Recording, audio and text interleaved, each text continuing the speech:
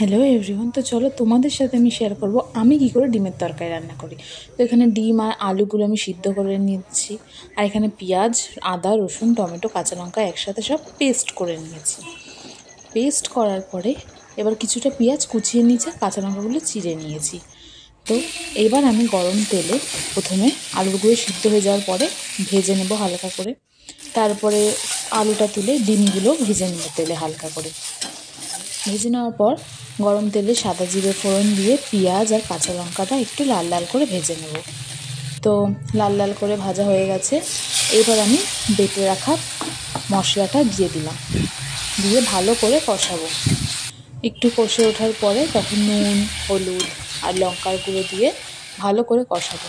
যখন কষে আসবে ভালো করে, তখন ভেজে রাখা আলুগুলো আমি ওতে দিয়ে দিলাম। আলুটা দিয়ে এবার আমি আরও ভালো করে মশলাটা কষাবো। মশলাটা দেখো ভালোভাবে কষে এসেছে। তো এইবার আমি এতে ভালো করে কষিয়ে এবার আমি গরম জল একটু দিয়ে দিলাম। দিয়ে দেওয়ার পরে ভালো করে নাড়াচাড়া করে স্বাদ মতো নুন টুন সব কিছু দিয়ে এবার আমি ডিমগুলো এতে একে একে দিয়ে দিলাম। আমরা তিনজনেই ডিম খাই, আমার বাবা যেহেতু ডিম খায় না, তো রাতে এটা করেছিলাম। তো দেখো ভালোভাবে ডিমটা ফুটে ওঠার পর তরকারিটা গরম মশলা দিয়ে নামিয়ে নিয়েই রেডি। তো ভিডিওটা কেমন লাগলো বলো অবশ্যই।